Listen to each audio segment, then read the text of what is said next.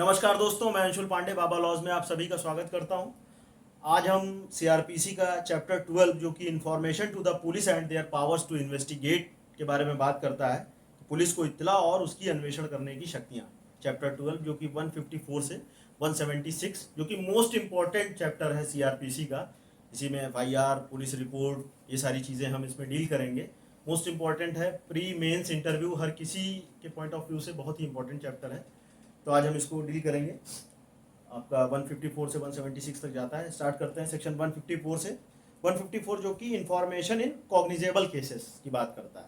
ठीक है, तो एफआईआर, जैसा कि अगर कई बार क्वेश्चन पूछा जाता है कि एफआईआर को कहाँ डिफाइन किया गया है, तो एफआईआर को सीआरपीसी में कहीं भी डिफाइन नहीं किया गया है। ठीक है, 154 में इसके बारे में प्रोविजन किए गए हैं और कई केसेस में ऑनरेबल सुप्रीम कोर्ट ने इसको परिभाषित किया है। जैसे एक केस है स्टेट ऑफ बॉम्बे वर्सेस रूसी मिस्त्री, तो ऑनरेबल सुप्रीम कोर्ट ने उसमें कहा है कि जो कि संज्ञेय अपराध होने के बाद पहली सूचना जो कि दी जाती है पुलिस को, वही एफआईआर है। प्रथम सूचना रिपोर्ट या प्रथम सूचना प्रतिवेदन हिंदी में कहते हैं। और एफआईआर हमेशा कॉग्निजेबल ऑफेंस की होती है। नॉन कॉग्निजेबल ऑफेंस का एनसीआर होता है, जिसे नॉन कॉग्निजेबल रिपोर्ट कहते हैं, जो जिसका प्रोविजन 155 में किया गया है। तो 154 देखते हैं हम। 154 क्लॉज 1 में दिया गया है कि संज्ञेय अपराध के किए जाने के संबंधित जो भी इत्तला है पुलिस थाने के और जो इंचार्ज होगा उसको मौखिक या लिखित दी जा सकती है। अगर मौखिक दी जाएगी तो वो उसको लिखेगा, ठीक है, और उस पर उसका साइन करवाएगा। और क्लॉज 2 में कहता है कि साइन करवाने के बाद एफआईआर की कॉपी निःशुल्क दी जाएगी। और अगर एफआईआर नहीं दर्ज हो रही है, सपोज दैट, तो 154(3) में प्रोविजन किया गया है कि वो जिला का जो भी पुलिस अधीक्षक रहेगा उसको रजिस्टर्ड डाक के माध्यम से उसकी सूचना दे सकता है और उसके आदेश पर एफआईआर दर्ज हो जाएगी। ठीक है, अब आने वाले टाइम में बीएनएसएस आ रहा है, उसमें ये प्रोविजंस जो है 154 के आपके 173 में आप लोग वहाँ पर देखेंगे कि एफआईआर रिगार्डिंग प्रोविजंस हैं। और एक कॉन्सेप्ट यहाँ पर ये भी आता है कि एक जीरो एफआईआर का कॉन्सेप्ट है, जो कि यहाँ पे नहीं मेंशन है 154 में, लेकिन जब 173 जब हम लोग पढ़ेंगे आगे आने वाले टाइम में, तो वहाँ पे एक्सप्रेसली वहाँ पे मेंशन कर दिया गया है कि जीरो एफआईआर का मतलब है कि ऑफेंस कहीं भी कमिट हो। इससे मतलब नहीं है ऑफेंस कहीं भी कमिट हो, जरूरी नहीं कि उसके जुरिसडिक्शन में ही वो व्यक्ति हो, कहीं अन्य जगह पर भी जो भी नज़दीकी पुलिस स्टेशन है वहाँ पर एफआईआर दर्ज करा देगा और बाद में वो जो होगी वहाँ पर शिफ्ट कर दी जाएगी, ट्रांसफ़र कर दी जाएगी। 2013 में आप लोगों को याद होगा दोस्तों, एक जो आसाराम बापू जी का एक जो केस था, उस पर जो एफआईआर हुई थी, तो घटना राजस्थान की थी। ठीक है, और एफआईआर लॉज होती है दिल्ली में, तो जीरो एफआईआर पे ही वो लॉज हुई थी। अब उसको एक्सप्रेस रूप से 173 में कर दिया गया है। और उसमें अगर कोई व्यक्ति बाई इलेक्ट्रॉनिक कम्युनिकेशन के जरिए या बाई फोन कॉल जो है एफआईआर दर्ज करवा रहा है, तो वो विदिन 3 डेज आकर के उस पर अपना साइन कर देगा, तब वो रिकॉर्ड में ले ली जाएगी। ये सारे प्रोविजंस चेंज किए गए। हम आगे जब बीएनएसएस डील करेंगे तो हम बताएंगे उसको डिटेल्स में। यहाँ पे हम देखते हैं। फिर 155 पे आ जाते हैं कि नॉन कॉग्निजेबल मामले में जो है, ठीक है, रिपोर्ट कैसे दर्ज होगी। तो अगर पुलिस थाने का भार साधक अधिकारी उसकी सीमाओं के अंदर कोई असंज्ञेय अपराध घटित हुआ है तो उसे एक पुस्तक में दर्ज करेगा और उसको मजिस्ट्रेट के पास भेजने के लिए निर्देशित कर देगा। 55(2) कहता है कि असंज्ञेय मामलों का अन्वेषण ऐसे मजिस्ट्रेट के आदेश के बिना नहीं करेगा जब तक कि मामले का विचारण करने वाला उसको विचारणार्थ सुपुर्द करने की शक्ति है। जब तक कि वो आदेश ना दे दे तब तक अन्वेषण नहीं करेगा।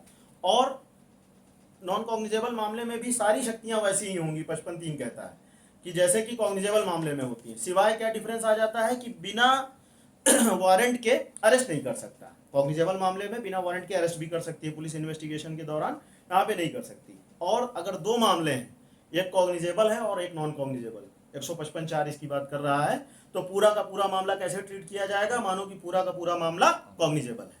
ठीक है, नेक्स्ट आ जाते हैं हम सेक्शन 156 पर, जो कि संज्ञेय मामलों का अन्वेषण करने की पुलिस अधिकारी की शक्ति है। तो कोई पुलिस थाने का भार साधक अधिकारी, ठीक है, officer in charge of police station, magistrate के आदेश के बिना संज्ञेय मामले का अन्वेषण कर सकता है जिसकी जांच या विचारण करने की शक्ति उसके थाने की सीमाओं के अंदर स्थानीय क्षेत्र पर अधिकारिता रखने वाले न्यायालय को अध्याय 13 के उपबंधों के अधीन दी गई है। ठीक है, तो वो कर सकता है वहां पर इन्वेस्टिगेशन। क्लॉज 2 कह रहा है कि अगर किसी प्रकार की जो है अन्वेषण के दौरान अगर कोई इरेगुलरिटी हो गई, ठीक है, तो वो विचारण को दूषित नहीं करेगी। ठीक है, अन्वेषण की अवैधता विचारण को दूषित नहीं करती है। एक केस लॉ भी है इस पे, Shailendranath versus state of Bihar 1968। उसमें कहा गया है कि अन्वेषण की अवैधता विचारण को दूषित नहीं करती। फिर 156(3) पे आ जाते हैं। तो 156(3) मोस्ट इंपॉर्टेंट है, ठीक है। 156(3) बात करता है कि 190 के अधीन सशक्त किया गया कोई मजिस्ट्रेट पूर्वक प्रकार के अन्वेषण का आदेश दे सकता है। तो 90 में कॉग्निजेंस लेने के लिए जो सशक्त है मजिस्ट्रेट, वो यहाँ पे फर्दर इन्वेस्टिगेशन का आदेश देगा। तो फर्दर इन्वेस्टिगेशन का आदेश देगा तो पहले क्या होगी, एफआईआर। तो एक बहुत साधारण सी बात है कि एफआईआर अगर दर्ज नहीं होती है, ठीक है, व्यक्ति गया, एफआईआर दर्ज नहीं हो रही है। ऑनरेबल सुप्रीम कोर्ट का एक केस भी इस पे आया था, लतिका कुमारी वर्सेस स्टेट ऑफ यूपी, जिसमें ऑनरेबल सुप्रीम कोर्ट ने गाइडलाइंस दी थी कि आप प्रिलिमिनरी इंक्वायरी के नाम पर जो है आप टालिए मत, आप एफआईआर लॉन्च करिए। तो अगर आपकी एफआईआर नहीं दर्ज हो रही है, सबसे पहले आप एफआईआर दर्ज कराना है तो आप 154 क्लॉज 1 में जाते हैं कि एफआईआर दर्ज करें। पुलिस नहीं दर्ज करती है तो 154(3) में रजिस्टर्ड पोस्ट से एसपी को आप भेजते हैं। वहां भी अगर एफआईआर दर्ज नहीं होती तो 156(3) में प्रोविजन है। 156(3) जो है किसी अधिवक्ता के माध्यम से आप न्यायालय में फाइल करेंगे और वहां पर जो भी पिछले आपके जो रिकॉर्ड्स होंगे, आपने जो भी पुलिस चौकी पे गया होगा व्यक्ति और वहां पे नहीं दर्ज हुई है, तो जो रजिस्टर्ड डाक है उसकी रिसीविंग, वो दोनों डॉक्यूमेंट साथ में लगा करके 156(3) पड़ेगी। फिर कोर्ट के आदेश से एफआईआर वहां पर लॉन्च हो जाएगी। फिर आ जाते हैं सेक्शन 157 पर, अन्वेषण के लिए प्रक्रिया, ठीक है। प्रोसीजर क्या होगा, प्रोसीजर फॉर इन्वेस्टिगेशन। तो पुलिस थाने का जो इंचार्ज होगा, जो 156 के अधीन वह सशक्त है, वह उस अपराध की रिपोर्ट उस मजिस्ट्रेट को तत्काल भेजेगा जो अपराध का पुलिस रिपोर्ट पर संज्ञान करने के लिए सशक्त है, और मामले के तथ्यों और परिस्थितियों का अन्वेषण करने के लिए यदि आवश्यक हो तो अपराधी का पता चलाने और उसकी गिरफ्तारी के उपाय करने के लिए या तो स्वयं जाएगा या अपने अधीनस्थ अधिकारियों को भेजेगा। देखिए प्रोसीजर इसमें दोनों का दिया हुआ है, कॉग्निजेबल का भी, नॉन कॉग्निजेबल का भी। तो कॉग्निजेबल में तो वो खुद अन्वेषण कर रहा है, अपने अधीनस्थ को भी भेज रहा है, लेकिन नीचे क्या दिया हुआ है कि परंतु में दिया हुआ है कि अगर मामला गंभीर प्रकार का नहीं है, ठीक है, मतलब मामला कॉग्निजेबल नहीं है, गंभीर प्रकार का नहीं है, तो ना तो स्वयं जाएगा ना अपने अधीनस्थ अधिकारी से उसका अन्वेषण करवाएगा, ठीक है। आगे कह रहा है कि यदि पुलिस थाने के भारसाधक अधिकारी को यह प्रतीत होता है कि अन्वेषण करने के लिए पर्याप्त आधार नहीं है तो वह उस मामले का अन्वेषण ना करेगा, ठीक है। परंतु अगर कोई रेप विक्टिम्स हैं, वहां पर पीड़ित के निवास पर या उसकी इच्छा के स्थान पर महिला पुलिस अधिकारी द्वारा उसके माता पिता या संरक्षक या नजदीकी नातेदार या परिक्षेत्र में सामाजिक कार्यकर्ता की उपस्थिति में उसका जो है अभिलिखित किया जाएगा।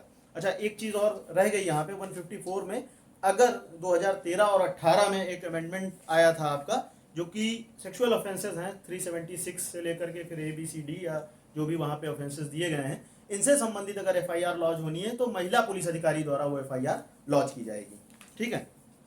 आ जाते हैं वापस क्लॉज 2 इसका 157 का क्या कह रहा है कि अगर भारसाधक अधिकारी अपनी रिपोर्ट में उस उपधारा की अपेक्षाएं पूर्णतः अनुपालन करने में अपने कारणों का कथन करेगा, ठीक है।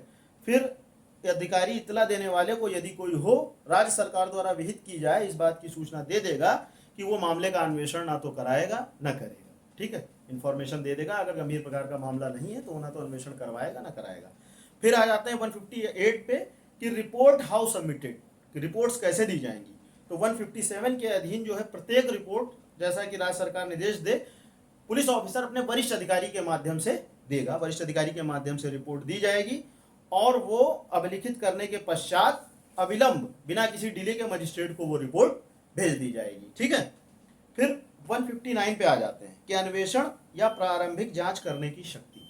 अब यहाँ पे इन्वेस्टिगेशन के बाद मजिस्ट्रेट को रिपोर्ट जब प्राप्त हो रही 158 में, तो वो यहाँ पे चाहे तो प्रिलिमिनरी इंक्वायरी करा सकता है। किस लिए कि या तो मामले को डिस्पोज कर देगा, प्रारंभिक जांच कराता है, या फिर तुरंत कार्रवाई करने की आवश्यकता है तो खुद या अधीनस्थ किसी मजिस्ट्रेट को उसके लिए प्रतिनियुक्त कर देगा। प्रिलिमिनरी इंक्वायरी यहाँ पे मजिस्ट्रेट द्वारा कराई जा सकती है, ठीक। फिर आ जाते हैं सेक्शन 160 पे, साक्षियों की हाजिरी की अपेक्षा करने की पुलिस अधिकारी की शक्ति, ठीक है। तो 160 के बाद 161 आ जाता है जो कि फर्स्ट स्टेटमेंट होता है, ठीक है। 3-4 चीजें हैं, एक चीज आपको बता दूं मैं, 4 प्रकार के स्टेटमेंट रिकॉर्ड्स किए जाते हैं सीआरपीसी में, 161, 164, 313 और 315, ठीक है। ये फर्स्ट स्टेटमेंट होता है,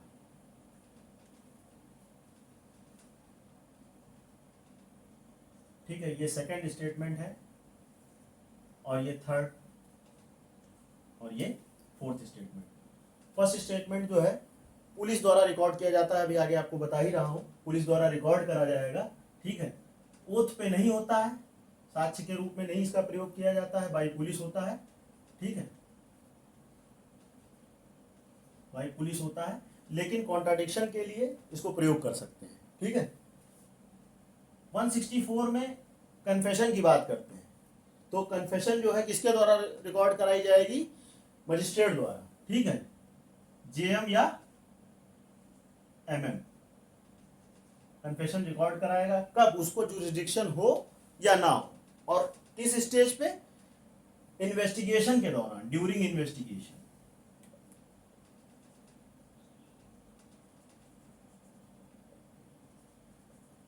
ड्यूरिंग इन्वेस्टिगेशन रिकॉर्ड करेगा जेएम और एमएम फर्स्ट, इन्वेस्टिगेशन के दौरान और जांच और विचारण के पूर्व। बहुत पूछा जाता है पीटी में क्वेश्चन कि कब होता है 164 का एविडेंस रिकॉर्ड, तो अन्वेषण के दौरान और जांच और विचारण के पूर्व, भी आके बताऊंगा आपको, लेकिन यहाँ पे सारे जान लीजिए आप शॉर्ट में। 313 और 315 ये दो बयान भी यहाँ रिकॉर्ड होते हैं, कोर्ट के द्वारा ही होते हैं, ये भी ओथ पर ये भी नहीं होता है 164 का जो कन्फेशन होता है, ओथ पे ये भी नहीं होता है, लेकिन 164(5) में अगर कन्फेशन के अतिरिक्त कोई स्टेटमेंट दे रहा है तो वो ओथ पे रिकॉर्ड होगा। फिर आ जाते हैं 313 में, तो 313 में जो है, जो होता है इसका बयान, ये भी ओथ पे नहीं होता, ठीक है, और 315 का बयान, ये फोर्थ स्टेटमेंट है, ये ओथ पर होता है। 313 के बयान में क्या होता है कि जज जो है, मजिस्ट्रेट, अभियुक्त से कहता है कि आप आइए और तथ्यों का स्पष्टीकरण कीजिए, तो वहां पर ये आएंगे, जो भी एक्यूज होंगे अपना बयान देते हैं, अपना साक्ष्य देते हैं आकर के, तो 313 और 15 का डिफरेंस भी एक बहुत बड़ा मेजर डिफरेंस यहीं से आपको अगर दिख जाएगा कि ये ओथ पर नहीं होता है, ये वाला ओथ पर नहीं होता है, और ये ऑन ओथ है। तो एक सबसे बड़ा डिफरेंस क्या दिख रहा होगा आप लोगों को कि अगर ओथ पर नहीं है तो यहाँ आकर के ये झूठ साच कुछ भी बोलें, इनको लायबल नहीं ठहराया जाएगा, मिथ्या साक्ष्य के लिए दोषी नहीं ठहराया जा सकता। लेकिन 315 का जो बयान है ये ऑन ओथ होता है। यहाँ पर आकर के यहाँ पे क्या होता है कि अभियुक्त खुद एप्लीकेशन देता है कि साहब हम साक्ष्य देना चाहते हैं, ठीक है, और वहां पर अगर वो साक्ष्य दे रहा है उसके बाद अगर वो मिथ्या साक्ष्य देता है तो वहां पर उसको लायबल किया जाएगा, जो है मिथ्या साक्ष्य देने के लिए, ठीक है। तो ये चीज़ें हैं, चारों चीज़ें हम आगे अभी डिटेल में यहाँ पे डिस्कस करेंगे, चारों चीज़ें यहाँ पे आती हैं। फिलहाल 160 पे आ जाते हैं हम कि साक्षियों की हाजिरी की अपेक्षा करने की पुलिस अधिकारी की शक्ति दी हुई है कि जो पुलिस अधिकारी इस अध्याय के अधीन अन्वेषण कर रहा है वह अपने थाने या किसी पास के थाने की सीमाओं के अंदर विद्यमान किसी ऐसे व्यक्ति से जिसकी दी गई इत्तिला से या अन्यथा उस मामले में तथ्यों से परिस्थितियों से परिचित होना प्रतीत होता है अपने समक्ष हाजिर होने की अपेक्षा लिखित आदेश द्वारा कर सकता है, ठीक है। पुलिस ऑफिसर कहेगा कि जो भी व्यक्ति परिचित हैं वो आए थाने पर और हाजिर हों आकर के, ठीक है। फिर इसमें एक अगर 15 वर्ष से कम आयु का कोई व्यक्ति है, 15 वर्ष से कम आयु का कोई पुरुष है, या फिर 65 वर्ष से अधिक आयु की, 2013 में अमेंडमेंट किया गया था, 65 वर्ष से अधिक आयु का कोई व्यक्ति है या कोई स्त्री किसी भी एज की होगी, तो उनको जो है अपने निवास स्थान से भिन्न स्थान के हाजिर होने के लिए जो है नहीं कहा जाएगा, वहीं पर उनका एविडेंस रिकॉर्ड कर लिया जाएगा, ठीक है। राज्य सरकार इसके लिए नियम बना सकती है। फिर जो व्यक्ति आए हैं उनकी हाजिरी हुई है, बेयर में आप लोग साथ ही साथ देखते रहे अपने 161 में पुलिस द्वारा साक्षियों की परीक्षा की जा रही है, तो वो उनकी मौखिक परीक्षा करेगा। 161 में मार्क कर लीजिएगा कि मौखिक परीक्षा करेगा, ठीक है। और 161 का बयान नोट कहाँ किया जाता है, कई बार प्रीलिम्स से पूछा गया है, तो सीडी होती है 172 में, भी आगे हम इसके बारे में डील करेंगे। केस डायरी में 161 का बयान दर्ज किया जाएगा, ठीक है। तो आगे आ जाते हैं, फिर क्लॉज 2 इसकी बात करता है 161 की, वो उन प्रश्नों के सिवाय जो उत्तरों की प्रवृत्ति उसे आपराधिक आरोप या शास्ति या समाहरण की आशंका में डालने की हैं, उससे वही क्वेश्चन पूछे जाएंगे जो कि उसको सेल्फ इंक्रिमिनेशन ना करते हो, सेल्फ इंक्रिमिनेटरी क्वेश्चंस नहीं पूछे जाएंगे। कॉन्स्टिट्यूशन में आप आर्टिकल 20 में जानते होंगे, पढ़े होंगे आप लोग, 20 क्लॉज 3 में डॉक्ट्रिन अगेंस्ट सेल्फ इंक्रिमिनेशन है कि किसी भी व्यक्ति से ऐसे कोई प्रश्न नहीं पूछे जाएंगे जो कि उसको खुद ही आपराधिकता में फंसाते हो। इंडियन एविडेंस एक्ट का सेक्शन 27 भी यहाँ पे आ जाता है, जो कि मोस्ट इंपॉर्टेंट है, जो कि उसको चैलेंज किया गया था इसी आधार पे। 27 क्या है, जैसे इंडियन एविडेंस एक्ट चर्चा आ गई तो मैं बता दे रहा हूँ आपको। 24 वहाँ पे सीधे कहता है कि 25 कहता है कि आपका पुलिस को दिया गया बयान, पुलिस से परीक्षा में दिया गया बयान इरेलीवेंट है, उसकी कोई प्रासंगिकता नहीं है। 26 कहता है कि मजिस्ट्रेट की इमीडिएट प्रेजेंस में अगर हो रहा है तो उसकी प्रासंगिकता है। लेकिन 27 क्या कहता है कि अगर किसी नए फैक्ट की खोज हो रही है वहां पर, ठीक है, कुछ ऐसा हुआ है, उसने स्टेटमेंट दिया, किसी नए फैक्ट की खोज हुई, जैसे एक्यूज से इन्वेस्टिगेशन के दौरान उसने बताया कि हमने किसी व्यक्ति को मारा है और ये वेपन फला जगह मैंने छिपा दिया है, तो नए फैक्ट की खोज हो रही है यहाँ पर, उसने उस वेपन को छिपाया है, इतना पार्ट रेलिवेंट हो जाएगा, ना कि पूरा पार्ट उसने उसकी हत्या की है। तो उसको भी इसी आधार पे चैलेंज किया गया था डॉक्ट्रिन अगेंस्ट सेल्फ इंक्रिमिनेशन की ये तो उसी का बयान है, ठीक है, इसको उसके विरुद्ध कैसे हम प्रयोग कर सकते हैं, ठीक है। तो ऑनरेबल सुप्रीम कोर्ट ने कहा था कि अगर हम चारों तरफ से इस तरीके के प्रोविजंस हम नहीं कोई रखेंगे तो इन्वेस्टिगेशन बहुत कठिन हो जाएगा, ठीक है। स्टेट ऑफ बॉम्बे वर्सेस काठी कालू का एक बहुत लीडिंग केस है, वहाँ पे इसी के आधार पे चैलेंज किया गया था, 20-3 के आधार पर कॉन्स्टिट्यूशनली वैलिड ठहराया गया 27 को। एक देवमन उपाध्याय और स्टेट ऑफ यूपी का केस है, आर्टिकल 14 के आधार पर वहाँ चैलेंज किया गया था, कॉन्स्टिट्यूशनली वैलिड ठहराया गया वहाँ पर, ठीक है। तो ये सारे केस लॉज हैं उसमें। तो यहाँ पर भी क्वेश्चंस वही पूछे जाएंगे जो कि सेल्फ इंक्रिमिनेशन ना करें उसका, व्यक्ति का जो आ रहा है, जिसकी साक्ष्य पे परीक्षा की जा रही है, ठीक है। और एक केस लॉ बहुत इंपॉर्टेंट है कि नंदिनी सतपथी वर्सेस पीएल दानी, ठीक है, 1978 का केस है कि इसमें जो परीक्षा की जा रही है व्यक्तियों की, उसमें अभियुक्त की भी परीक्षा की जा सकती है, ठीक है। तो आगे देखते हैं इसमें क्लॉज 3 में कह रहा है कि पुलिस अधिकारी इस धारा के अधीन परीक्षा के दौरान किसी भी कथन को लेखबद्ध कर सकता है और पृथक और सही अभिलेख जिसका कथन वह अभिलिखित करेगा वह इसके अंतर्गत आ सकता है, ठीक है। और इलेक्ट्रॉनिक माध्यम से भी दर्ज की जा सकती है। और यहाँ पर भी प्रोविजन है कि महिलाओं से संबंधित अपराध महिला पुलिस अधिकारी द्वारा ही, जो सेक्सुअल ऑफेंसेस हैं वो उनके द्वारा रिकॉर्ड किए जाएंगे। फिर आगे देखिए कह रहा है कि पुलिस से किए गए कथनों का हस्ताक्षरित ना किया जाना, ठीक है, साइन नहीं किया जाएगा, ओथ पर भी नहीं हो रहा है, साइन भी नहीं कराया जाएगा।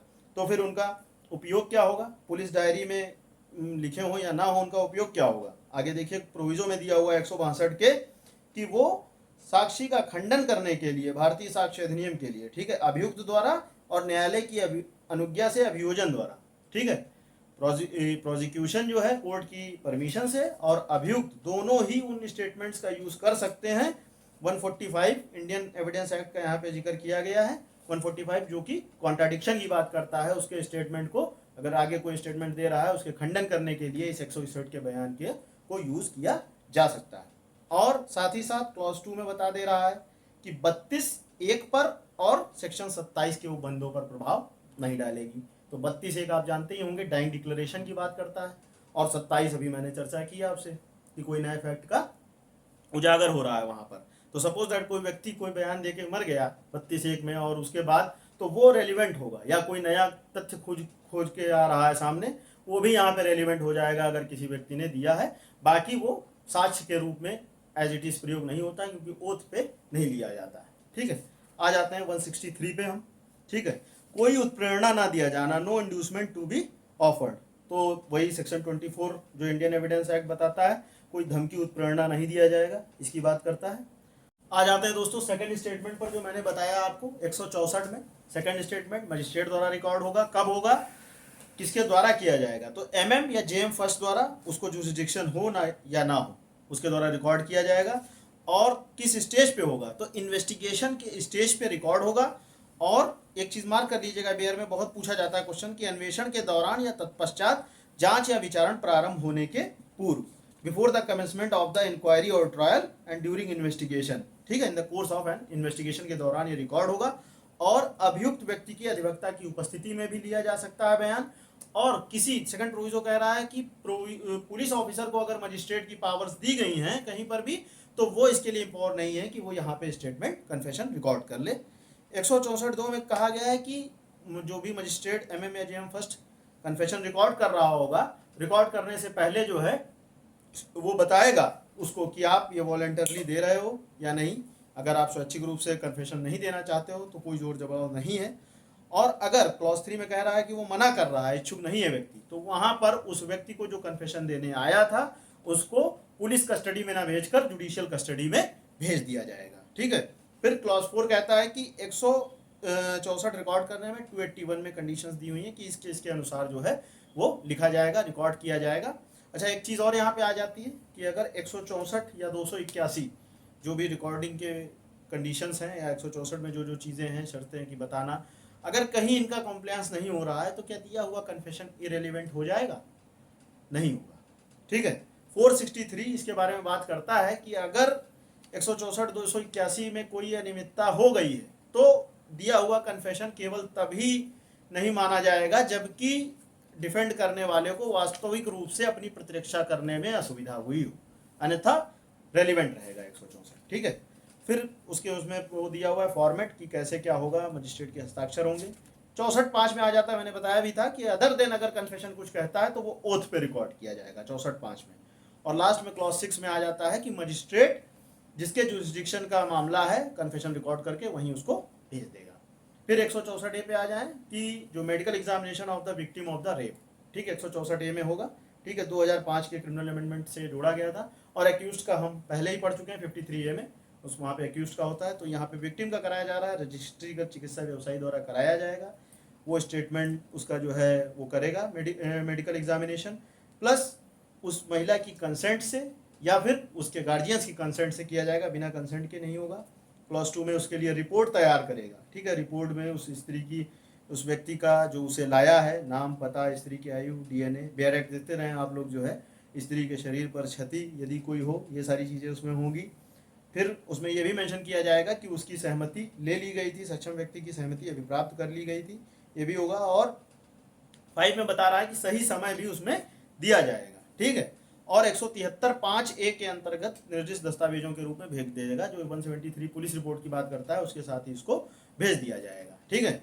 फिर आ जाइए 165 पे पुलिस अधिकारी द्वारा तलाशी। ठीक है, सर्च बाई पुलिस जो है, पुलिस अधिकारी। तो यहाँ पे बिना वारंट के पुलिस जो है सर्च करने का पावर दिया गया है कि अगर उसको उचित आधार है विश्वास करने के कि अन्वेषण के प्रयोजनों के लिए कहीं पर आवश्यक कोई चीज़ पुलिस थाने की जिसकी वह भार साधक है, इंचार्ज है, वह संलग्न है, सीमाओं के अंदर कोई स्थान में पाई जा सकती है कहीं पर कोई पर्टिकुलर थिंग, तो उसके लिए वो बिना वारंट के वहाँ पर सर्च कर सकता है।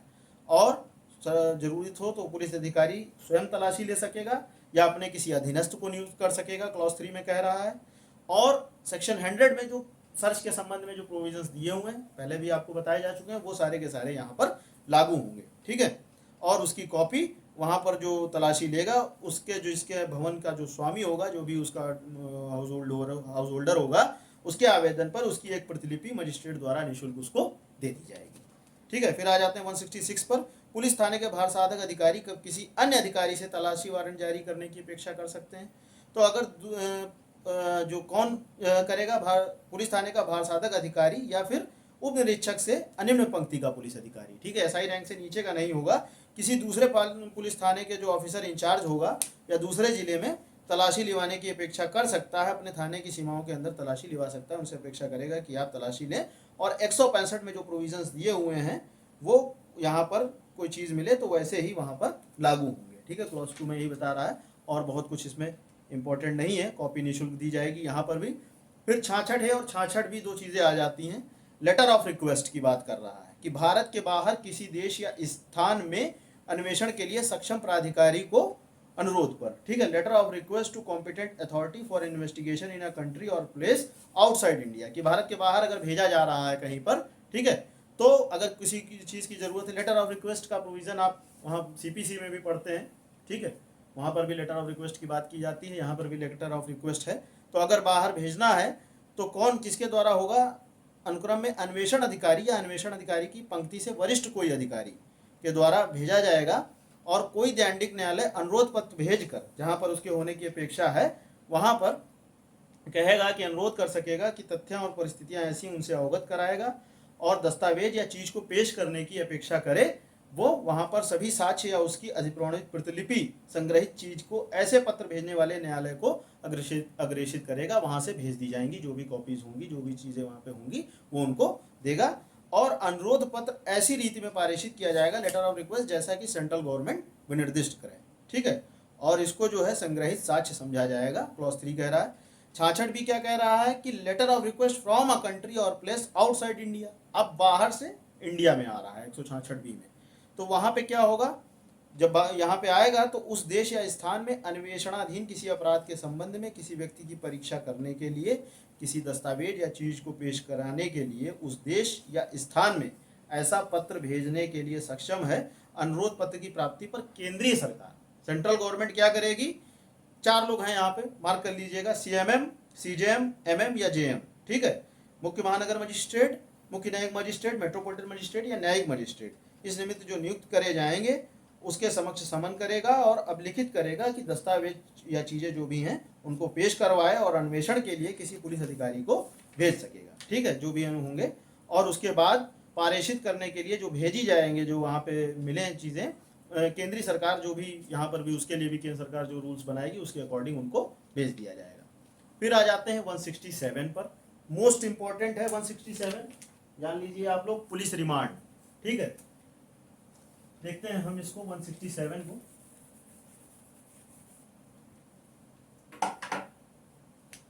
सेक्शन 57 आप पढ़े थे कि जब 24 घंटे में इन्वेस्टिगेशन पूरा नहीं हो रहा है, ठीक है, जब 24 आवर्स में इन्वेस्टिगेशन पूरा नहीं हो रहा है, क्रक्स बता दे रहा हूँ पूरा आपको, बाकी एक बार आप देख लीजिएगा। ये देखिए रिवीजन पर्पस से हम पढ़ा रहे हैं अभी, इसलिए थोड़ा सा तेज चल रही है। आगे जब हम बीएनएसएस डील करेंगे तो हम बहुत ही डिटेल में बताएंगे, क्योंकि राजस्थान का एग्ज़ाम काफ़ी नज़दीक आ चुका है, तो हम एक रिवीजन पर्पस से आपको पढ़ा रहे हैं कि जल्दी से आप गो थ्रू हो जाएं, एक बार चीज़ों से एक बार रिवाइज हो जाए।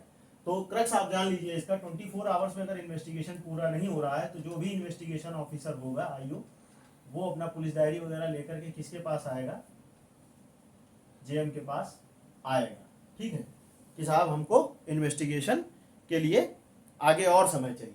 तो यहाँ पर क्या है, जो भी जुडिशियल मजिस्ट्रेट है वो मैक्सिमम कितने डेज के लिए पुलिस रिमांड दे सकता है, 15 डेज के लिए।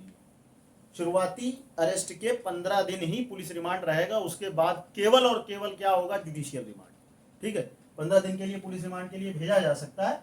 और मान लीजिए जेएम साहब नहीं है, किसी कारण से पुलिस रिमांड चाहिए, वहां पर भी उपस्थित मिले कौन, ईएम साहब, ईएम बोले तो एग्जीक्यूटिव मजिस्ट्रेट, ठीक है। तो एग्जीक्यूटिव मजिस्ट्रेट कितने दिन की पुलिस रिमांड दे सकते हैं, ये केवल 7 डेज की पुलिस रिमांड दे सकेंगे, ठीक। और उसके बाद आगे फिर अगर चाहिए होगा तो फिर से जब ये आएंगे, पुलिस ऑफिसर ले करके आएगा, अभियुक्त को प्रस्तुत करेगा, तो ये आगे 15 डेज की ये दे सकते थे, तो ये और बढ़ा सकते हैं, लेकिन ये जो 7 डेज वाली है ये इसमें सेट ऑफ कर ली जाएगी, उसमें एडजस्ट कर ली जाएगी, बचेगा कितना, 8 दिन वो मैक्सिमम दे सकते हैं फिर, ठीक है। तो ये चीज़ यहाँ पर है, यही सारी चीज़ें इसमें दी हुई हैं। क्लॉज 1 में दिया हुआ है कि 57 में जब नहीं पूरा होगा तो आएगा, क्लॉज 2 में कह रहा 15 दिन से अधिक नहीं होगी। हाँ, 15 दिन के बाद क्या होगा, भेजेगा जुडिशियल रिमांड में, कितने दिन के लिए, 90 दिन के लिए। वहाँ पर मार्क कर लीजिएगा, सारे क्वेश्चन बहुत इंपॉर्टेंट हैं। मृत्यु, आजीवन कारावास या 10 वर्ष की कारावास तक की जो सजा होगी, बेर में देखते रहे आप लोग, तो वहाँ पर 90 दिन के लिए, ठीक है। और 10 वर्ष से कम की जो सजा है वहाँ पर 60 दिन के लिए उसको जुडिशियल रिमांड में भेज सकता है, ठीक है। अच्छा, अब 90 और 60 दिन में भी उनका इन्वेस्टिगेशन पूरा नहीं हो पा रहा है तो कितने दिन रखेंगे, अभी हमेशा नहीं रख सकते। आगे जो उसका प्रोविजो दिया हुआ है, आप आगे देख रहे हैं कि अगर 90 और 60 दिन पूरा हो गया है और जमान तब भी नहीं पूरा हो रहा है तो इसको डिफ़ॉल्ट बेल कहते हैं। यहाँ पर जो आप 2 में पढ़ रहे हैं नीचे प्रोविजो में, डिफ़ॉल्ट बेल का राइट क्रिएट हो जाता है अक्यूज्ड का वहाँ पर, कि वो डिफ़ॉल्ट बेल चैप्टर 33 के अंतर्गत जो बेल से रिलेटेड है उसके अगर प्रोविजंस का कंप्लायंस करता है तो डिफ़ॉल्ट बेल के लिए वो जा सकता है, उसको यहाँ पर जमानत मिल सकती है, ठीक है। फिर आगे आ जाते हैं 167 में ही आगे, ये 7 डेज वाला मैंने बता ही दिया आपको। अगर कोई 18 वर्ष से कम आयु की स्त्री की दशा में है तो उसे रिमांड गृह में भेजा जाएगा, मान्यता प्राप्त सामाजिक संस्था में भेजा जाएगा, ठीक है।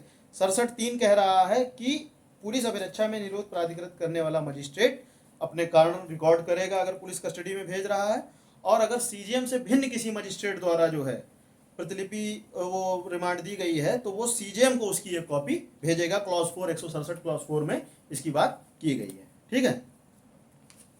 आगे आ जाते हैं 167(5) और 167(6) में।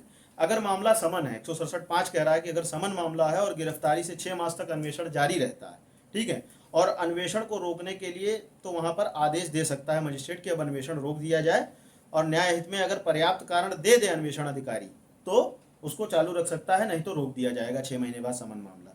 और इसकी अपील अगर मान लीजिए उसने नहीं दिया समय तो आईओ अपील कर सकता है, जो भी इन्वेस्टिगेशन ऑफिसर है। 67(6) में किसको अपील होगी? सेशन न्यायाधीश को इसकी अपील हो सकती है 167(6) में। ठीक है, 168 पे आ जाइए। 168 अधीनस्थ पुलिस अधिकारी द्वारा अन्वेषण की रिपोर्ट। ठीक है, तो अधीनस्थ पुलिस अधिकारी कोई अन्वेषण करता है तो परिणाम की रिपोर्ट। 158 में आपने देखा था कि इन्वेस्टिगेशन की रिपोर्ट दे रहा था शुरुआत में, 159 में फिर प्रिलिमिनरी इंक्वायरी वहां पे मजिस्ट्रेट करा रहा था, यहाँ पे क्लोजर की रिपोर्ट दे रहा है, इन्वेस्टिगेशन क्लोज कर दिया है, फिर उसकी रिपोर्ट दे रहा है पुलिस थाने के भारसाधक अधिकारी को देगा। ठीक है, 169 मोस्ट इंपॉर्टेंट है कि जब साक्ष्य अपर्याप्त हो तब अभियुक्त का छोड़ा जाए, कि अगर साक्ष्य अपर्याप्त हैं तो अभियुक्त को छोड़ दिया जाएगा। इसको जनरल भाषा में एफआर भी कहते हैं। ठीक है, एफआर मतलब फाइनल रिपोर्ट। ठीक है, एफआईआर होती है, कई बार देखते हैं आपकी, बाद में पुलिस उसमें एफआर लगा देती है, साक्ष्य नहीं मिले, फाइनल रिपोर्ट लगा दी गई, तो इसके बाद क्या जज उसको मानने के लिए बाउंड है? नहीं, बाउंड नहीं है एफआर। वो चाहे तो फिर से री इन्वेस्टिगेट करा सकता है। और 319 आगे जब हम बताएंगे, 319 में जज को इसके लिए पावर दी गई है कि वो किसी भी व्यक्ति का एफआईआर में नाम हो या ना हो, वो किसी भी व्यक्ति का आगे फर्दर इन्वेस्टिगेशन में जिसका चाहे, अगर उसको लगता है कि संदिग्ध है तो उसका नाम जोड़ा जा सकता है। 319 में इसके लिए उसको एम्पावर किया गया है। तो 169 में यहाँ पे ये एफआर लगाएंगे और 319 में कोर्ट को ये पावर है कि वो फिर से जोड़ सकती है उस व्यक्ति को भी या किसी अन्य व्यक्ति को भी। ठीक है, तो आ जाइए आगे 170 पे आ जाइए। अगर साक्ष्य पर्याप्त हैं तब मामलों का मजिस्ट्रेट के पास भेज दिया जाना। अगर साक्ष्य पर्याप्त हैं तो सुपुर्द करने के लिए सशक्त मजिस्ट्रेट के पास अभियुक्त को अभिरक्षा में भेज दिया जाएगा। और अपराध जमानती है तो अभियुक्त प्रतिभूति देने के लिए, अगर सिक्योरिटी देने के लिए समर्थ है तो ऐसे मजिस्ट्रेट के समक्ष नियत दिन उसके हाजिर होने के लिए, और ऐसे मजिस्ट्रेट के समक्ष जब तक अन्यथा निर्देश ना दे दिया जाए, डे बाय डे उसकी प्रेजेंस सुनिश्चित की जाएगी। ठीक है, उसके पास कोई आर्म्स या कोई अन्य वस्तु हैं तो उनको भी पेश करना आवश्यक हो तो उनको भी उनके साथ भेज दिया जाएगा क्लॉज 2 में। और क्लॉज 3 में कह रहा है कि यदि बंद पत्र जो बॉन्ड है मुख्य न्यायिक मजिस्ट्रेट का न्यायालय उल्लिखित है तो उस न्यायालय के अंतर्गत ऐसा न्यायालय भी समझा जाएगा जो ऐसे मजिस्ट्रेट में जांच या विचारण के अधीन निर्देशित करता है, परंतु यह तब जब निर्देश की उचित सूचना उस परिवादी या उन व्यक्तियों को दे दी गई है। ठीक है, वो भी आ जाएगा जो उसको निर्देशित किया गया है। ठीक, आ जाइए आगे, इसमें कुछ नहीं है। 171 है कि परिवादी और साक्षियों से पुलिस अधिकारी के साथ जाने की अपेक्षा न किया जाना और उनका अवरुद्ध न किया जाना। तो 171 ये कहता है जो भी परिवादी साक्षी हैं उनको अनावश्यक रूप से अवरुद्ध नहीं किया जाएगा, ना ही पुलिस के साथ उनको भेजने के लिए विवश किया जाएगा। जब जरूरत होगा तो वो कोर्ट पे आ जाएंगे। 172 आ जाइए। अन्वेषण कार्रवाइयों में डायरी, आपको बताया था मैंने 161 का बयान पुलिस डायरी में दर्ज होता है, यही वो डायरी है जो आपके सामने खुल चुकी है 172 में। ठीक है, तो 172 में जो है बयान दर्ज होगा। पूछा गया कई बार एग्जाम, केस डायरी प्रोविजन कहाँ? 161 के बयान इसमें दर्ज होंगे। फिर ए में बताया गया है कि साक्षियों के कथन डायरी में अंतर्विष्ट होंगे, जिल्द के रूप में होगी वो। ठीक है, वॉल्यूम एंड ड्यूली पैजिनेटेड। ठीक है, मार्क कर लीजिएगा, पूछा गया 1-2 बार। फिर 72 में आ जाइए कि कह रहा है कि पुलिस डायरियों को मंगा सकता है अगर न्यायालय चाहे, लेकिन साक्ष्य के रूप में तो नहीं, किंतु अपने जांच या विचारण में किसी सहायता के लिए उनका यूज़ कर सकता है। वहाँ भी मैंने बताया था 161 में कि उसका साक्ष्य के रूप में प्रयोग नहीं कर सकते हैं, लेकिन सहायता कर सकते हैं। और ना तो अभियुक्त, क्लॉज 3 कह रहा है, बहुत इंपॉर्टेंट है, देखिएगा, अभियुक्त और अभिकर्ता ऐसी डायरियों को मंगाने के हकदार नहीं होते हैं। ठीक है, अभियुक्त नहीं मंगा सकता, ना या वह केवल इस कारण उन्हें देखने के हकदार होंगे कि वे न्यायालय द्वारा देखी जा रही हैं। किंतु अगर पुलिस अधिकारी जिसने उन्हें लिखा है, ठीक है, सपोज दैट आज कोई घटना लखनऊ की, ठीक है, हजरतगंज की सपोज दैट कोई घटना है लखनऊ में घटी, और पुलिस आई, उसमें पुलिस जिस आईओ ने इन्वेस्टिगेट किया था, अब ट्रायल चल रहा है, पता लगे 2 साल बाद उनका गवाही पढ़ने का नंबर आया। तो पुलिस ऑफिसर्स कई जगह ट्रांसफर होते रहते हैं, कहीं चले गए, इतने सारे केसेस रहते हैं, क्या उनको ध्यान रहता है कि कौन सा मैटर था क्या? तो जैसे हम आप अपने एक्ट्स का रिवीजन करते हैं, वो पुलिस डायरी मंगा के रिवीजन करते हैं उसका कि कौन सा केस था साहब, उसको हम देखें।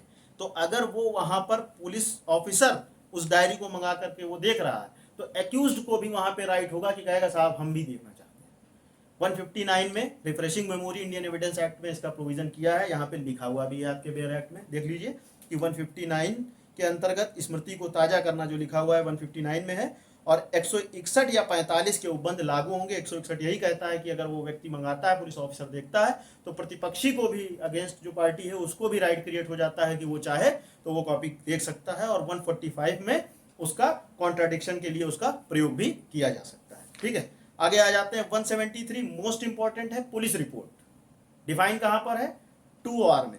2R में डिफाइन किया गया है, कहा गया है कि पुलिस रिपोर्ट वही है जो कि 173(2) में दिया हुआ है। ठीक, तो 173(2) में इसके बारे में बात की गई है कि पुलिस रिपोर्ट अनावश्यक विलंब के बिना पूरी की जाएगी।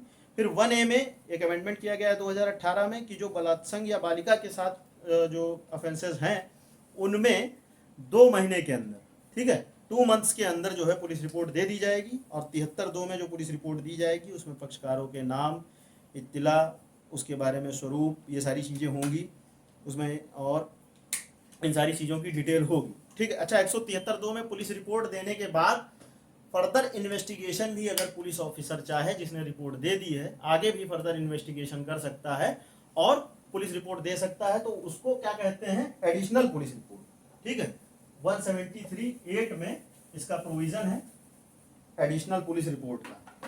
अच्छा, फर्दर इन्वेस्टिगेशन आपको अगर याद आ रहा हो, अभी जस्ट हमने बात की है फर्दर इन्वेस्टिगेशन, तो बाय जेएम और बाय पुलिस और बाय सीनियर। ठीक है, तो ये फर्दर इन्वेस्टिगेशन आप लोग देख रहे हैं 3 जगह हो सकता है। 156(3) में बाय जुडिशियल मजिस्ट्रेट किया जा सकता है। ठीक है, जो कि मैंने बताया, जब FIR नहीं दर्ज होती तो यहाँ पे होता है फर्दर इन्वेस्टिगेशन का आदेश। फिर बाय पुलिस 173(8) में फर्दर इन्वेस्टिगेशन करके एडिशनल पुलिस रिपोर्ट दे रहा है, और सुपीरियर जो पुलिस ऑफिसर होगा वो भी अपने अधीनस्थ को आदेश दे सकता है 173(3) में कि फर्दर इन्वेस्टिगेशन आप करें। तो इतनी जगह फर्दर इन्वेस्टिगेशन का प्रोविजन है और पुलिस रिपोर्ट दे रहा है। फिर क्लॉज 6 में बात हो रही है कि लोक हित में अगर आवश्यक नहीं है तो प्रतिलिपि अभियुक्त को नहीं दी जाएगी। ठीक है, अगर आवश्यक है तो प्रतिलिपि दे दी जाएगी। और साथ ही साथ इंडियन एविडेंस एक्ट का सेक्शन 123 है जो कि बात करता है सैलस पोपुलाई सुप्रीमा लेक्स की राज्य कल्याण की विधि सर्वोच्च विधि है। ठीक है, तो यहाँ पर भी अगर लोक हित में जरूरी है नहीं देना तो नहीं देगा, अगर आवश्यक नहीं है तो क्लॉज 7 में वो दे देगा। और क्लॉज 8 में एडिशनल पुलिस रिपोर्ट आपको पहले ही बता दिया है, उसका प्रोविजन है। 174 पे आ जाते हैं इंक्वेस्ट।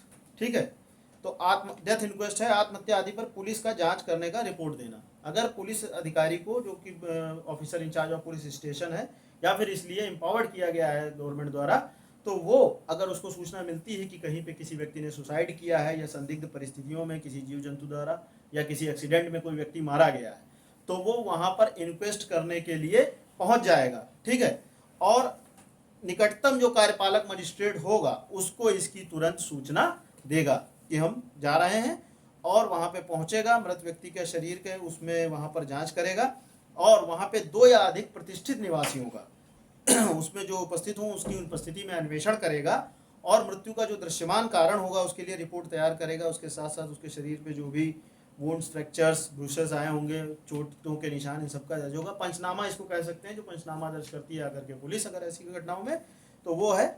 और उनके हस्ताक्षर भी कराए जाएंगे उन व्यक्तियों के या अन्य व्यक्तियों के, और उस रिपोर्ट को DM या SDM को तत्काल भेज दिया जाएगा।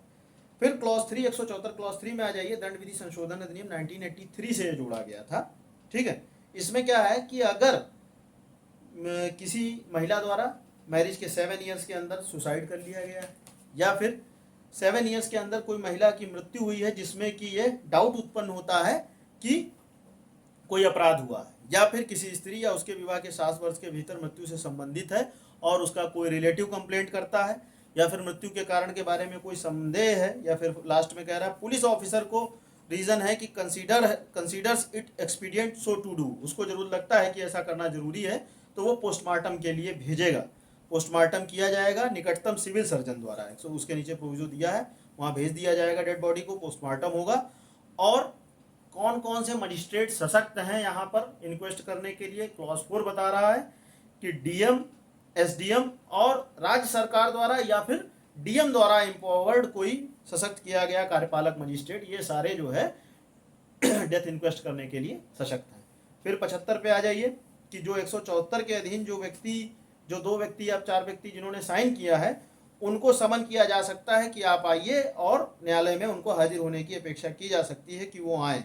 ठीक है, और सही सही उत्तर दें, लेकिन उनसे भी सेल्फ इंक्रिमिनेटरी क्वेश्चंस नहीं पूछे जाएंगे यहाँ पर भी। ठीक है, फिर 170 अगर लागू है, प्रकट नहीं होता है, संज्ञेय अपराध प्रकट नहीं होता है, तो पुलिस अधिकारी ऐसे व्यक्ति से मजिस्ट्रेट के न्यायालय में हाजिर होने की अपेक्षा ना करेगा अगर कोई ऑफेंस नहीं प्रतीत हो रहा है। फिर 176 आ जाइए कि मृत्यु के कारण की मजिस्ट्रेट द्वारा जांच।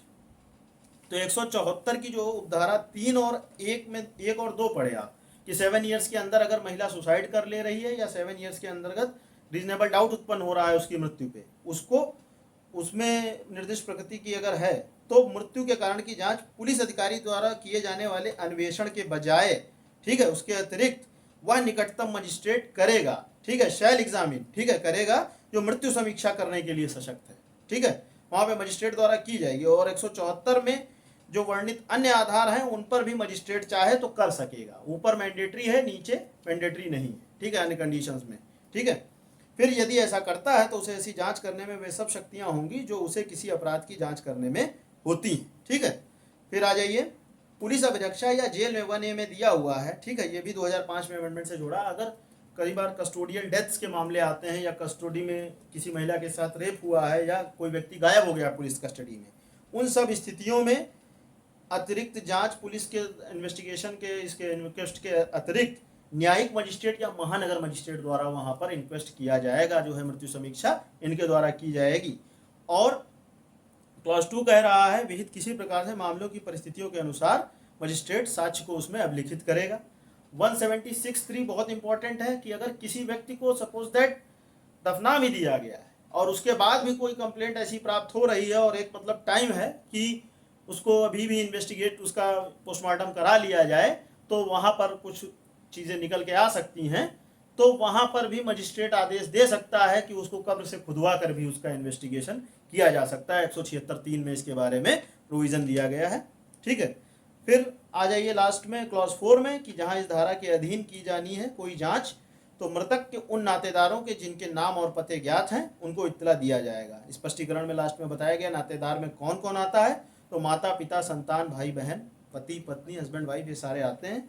और 76 क्लॉज 5 बता रहा है कि 1A के अधीन जांच या अन्वेषण करने वाला न्यायिक मजिस्ट्रेट, ठीक है, जो 1A में जो पुलिस कस्टडी में जो कस्टोडियल डेथ या रेप या कोई व्यक्ति गायब हो जा रहा था, वहाँ पे जो करने वाला न्यायिक मजिस्ट्रेट या महानगर मजिस्ट्रेट या कार्यपालक मजिस्ट्रेट या पुलिस अधिकारी किसी व्यक्ति की मृत्यु के 24 घंटे के भीतर उसकी परीक्षा किए जाने की दृष्टि से शरीर को निकटतम सिविल सर्जन के यहाँ भेजेगा पोस्टमार्टम के लिए। यहाँ पर भी डेड बॉडी को भेजा जाएगा।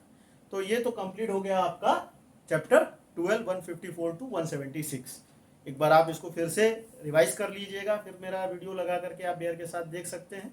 ठीक है, ये मोस्ट इंपॉर्टेंट है आपके प्री मेंस इंटरव्यू हर जगह, क्योंकि हर सेक्शन मैंने आपको इंपॉर्टेंट बताया है इसमें, क्योंकि पूरा चैप्टर ही इंपॉर्टेंट है। ठीक है, वीडियो हमारा पसंद आया हो तो हमारे चैनल को लाइक, शेयर, सब्सक्राइब करें और साथ साथ बेल आइकॉन जरूर दबाएं, तो जो भी नोटिफिकेशन हमारे रहेंगे वो आपको प्राप्त होते रहेंगे। और देखने के साथ साथ व्यूज़ आते हैं, आप अगर अच्छा लग रहा है हमारा वीडियो तो लाइक करें, और साथ साथ कोई अगर सजेशंस है हमारे चैनल के लिए तो आप कमेंट के माध्यम से हमें उसके बारे में भी इन्फॉर्म करें।